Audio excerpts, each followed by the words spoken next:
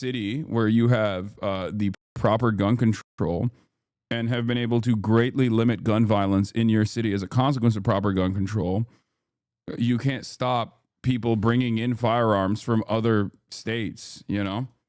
This is precisely the reason why Chicago has gun violence problems. The overwhelming majority, I think it's like 90% of guns that are 90% of guns that are caught, like that are used in crimes, gun violence related crimes in Chicago come from neighboring states.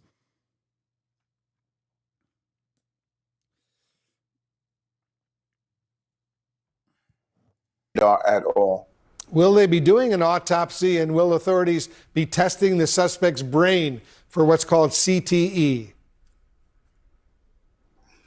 The ME, the medical examiner here in the city, he would make that determination on the next steps in collaboration with the district attorney in Manhattan County.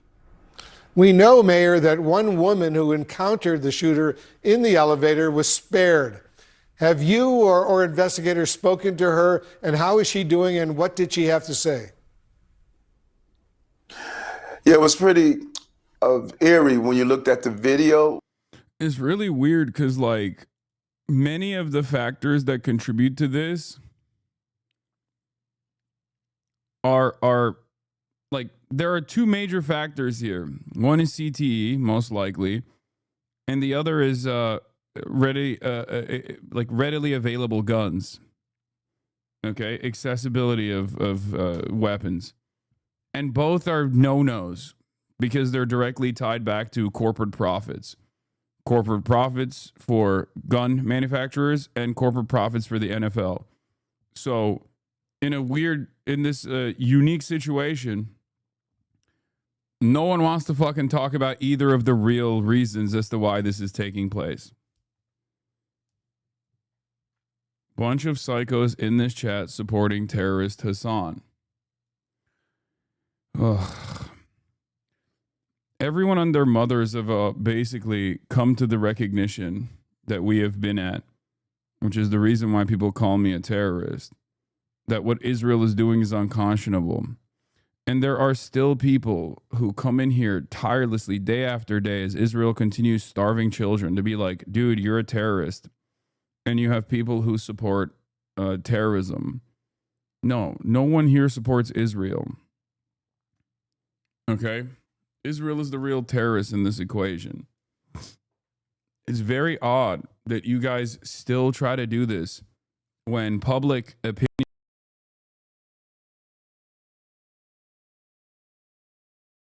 on this has changed so much. Like, if you were to maybe go outside for a brief moment and have a conversation with another human being, you would realize that you are actually in the minority here. Okay? It's so strange to keep holding on to this notion that, like, and many of those guys will turn around and still be like, well, you know, Israel's doing wrong stuff, but you're still a terrorist. It's like, no one believes this. No one agrees with you. The only people that agree with you are like in Discord servers that you frequent. Please go outside. Okay? Please.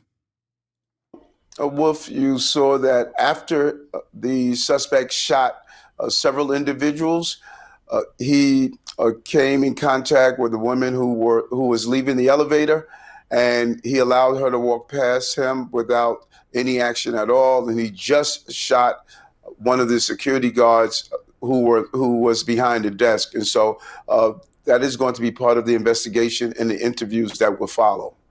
Was the suspect's concealed firearms permit that was issued in Nevada back in 2022 still active? And what do we know about the permit or any of the gun purchases?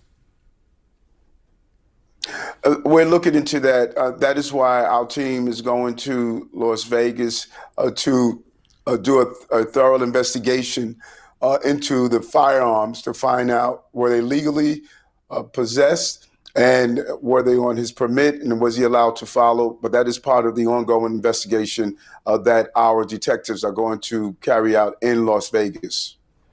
As you know, President Trump issued a statement earlier this morning from Scotland saying he's been briefed on the shooting and he expressed his condolences.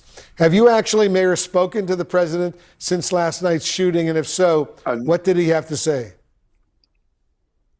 No, I have not, and we thank him for his kind words for all of the victims and for our slain officer. I have communicated with our federal authorities, and our teams are doing the same. They are assisting us as we move forward in this investigation. Finally, Mayor, I know you spoke with police officer Didarul Islam's family, the New York police officer who was killed. You are a former police officer yourself, so what's your message to his family and the family of the other victims? A painful moments, and everyone who puts on a uniform, we do it with the full understanding that we're going to run towards danger as others will run away. And this was his dad's only son. And, you know, as a father with one child and a son, I could only imagine how painful it is. And I shared that with him and his family, and we thanked them for their service. This is a fine family. This was a fine young man that believed in faith, believed in fatherhood, and believed in protecting the city of New York. And as I said, our deepest condolences to his family. May he rest in peace, and may his memory be a blessing. Mayor Eric Adams of New York, thanks so much for joining us. Yeah. This is... I mean, we know how this happens. It's the only country where it happens so frequently. No other country has this kind of issue. Or when it happens one time in another country, they very quickly solve it. It's not a natural disaster. It is completely avoidable. It's completely preventable. It's a matter of political will. It's a matter of the government taking the correct action in this case, which they never will.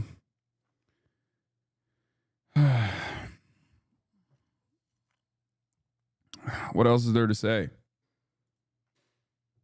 I will say this much. Zohran Mamdani had a tweet about this. He said, "I'm heartbroken to learn of the horrific shooting in Midtown, and I'm holding the victims, their families, and the NYPD officer in critical condition in my thoughts. Grateful for all of our first responders on the ground." And Edward Isaac Dover, who is supposed to be an unbiased CNN reporter, had this to say. Remember, as I've said, Edward Isaac Dover is like the number one anti-Bernie guy. He's an absolute psychopath. Here's what he said. As the casualties of the shooting are assessed, including the Bangladeshi immigrant who was the off-duty officer killed while working security, the only statement from the New York City Dem mayoral nominee remains this tweet, sent while he is still in Uganda for wedding celebrations. He is such a bad faith hatchet man. He's such a piece of shit.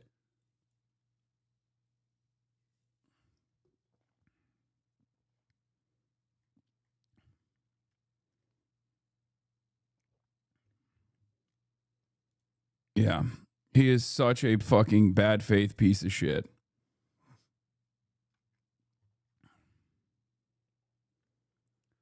That's why I said, you know, I remember his name.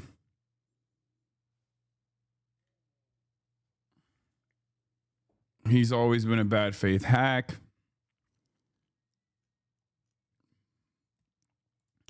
It's also crazy because, like, Zohran is not the mayor currently.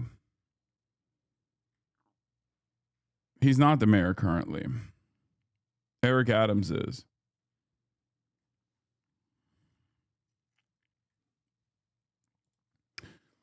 On February 24th, Smith said in a group message to the rest of the crisis team, just talked to Edward Isaac Dover at The Atlantic. He's very hard on our side on this. When asked for clarification, Smith replied, total mind meld. He says he could be convinced to write something on Andrew because he thinks this whole thing is bullshit. Dover, who now also works at CNN, did indeed write something for The Atlantic on Cuomo, which took the shape of the unfortunately titled story of course, Andrew Cuomo isn't going to resign. He was a massive, massive anti-Bernie guy. He's always been a hatchet man for the DNC. He despises anyone to the left of Nancy Pelosi, basically. And here he is biting off more than he can chew once again. He will just perpetually be on the wrong side of every issue because he is ideologically bound to the DNC position, like the centrist liberal position.